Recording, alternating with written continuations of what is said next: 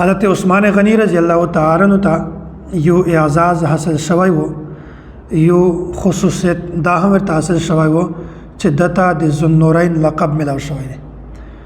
نبی علیه الصلوۃ والسلام دوی لینه حضرت رقیہ، حضرت ام کلثوم رضی الله تعالی عنها دا یکه با دیګره، یعنی یوا چې وفات شوله بیا بلا دا نبی علیه الصلوۃ والسلام حضرت عثمان غنی رضی الله تعالی عنہ ته په نکاح باندې ورکړي. دغه وجنه د ذوالنورین وی.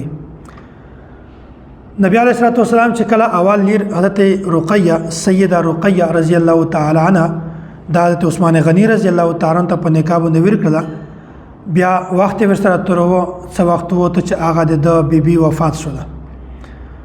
چې کله وفات شوله بیا په ان بعد نبی علیہ الصلوۃ والسلام بل لیر حضرت ام کلثوم رضی الله تعالی عنها د نبی علیہ الصلوۃ والسلام دته په نکاح باندې ورکړه.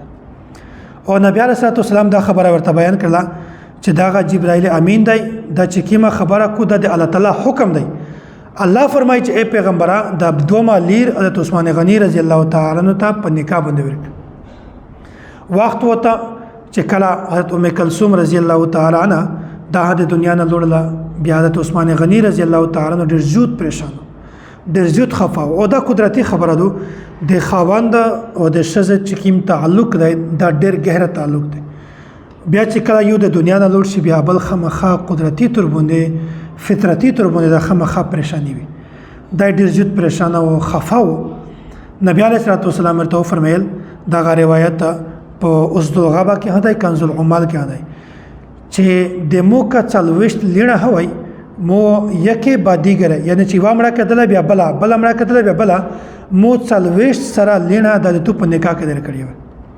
په یو روایت کې دا هم سي چې کده مو چیرې سل لیړه وای دا سل لیړه مو ته په نکاح باندې درکړی وای. نو حضرت عثمان غنی رضی الله تعالی عنہ دا اعزاز حاصل شوی دی، دا خصوصیت ورته حاصل شوی دی چې د په نکاح کې د پیغمبر دوی لیړه وي. دا اعزاز دا خصوصیت دا د حضرت عثمان غنی رضی الله تعالی عنہ نه بل هیڅ یو کس ته نه حاصل شوی چې د په نکاح کې د پیغمبر دوی لیړه وي. دا ډېر غټ اعزاز دی، غټ خصوصیت دی. دغه د وجنه حضرت عثمان غنی رضی الله تعالی عنہ د هغه صحابي دی چې دته د جنت بشارت نبی علیه الصلوۃ والسلام څو ور کړو، او دا هغه صحابي دی چې نبی علیه الصلوۃ والسلام خپل دوی سره لینا د په د باندې قربان کړی وي، دته په نکاح کې ور کړی وي. او چې کده مو څلويش لینا وای یا د مو سل لینا وای هغه مو ته یکه بادیګره په نکاح کې در کړی وي. د غرنګ حضرت عثمان غنی رضی الله تعالی عنہ ذل حجرتین هوی د دوا هجرت نه کړی وي. یو هجرت د اسلام د پورا اول د حبشه ته کړی د حضرت سیدہ رقیہ رضی الله تعالی عنها سره د نبی علیه الصلوۃ والسلام په حکم سره، او دوامه هجرت د مدینه ته کړی. نو دا دوا سره هجرتینه د صرف د اسلام په خاطر باندې کړی وي، د دین په خاطر باندې کړی وي. دغه وجنه د تذل حجرتین هوی.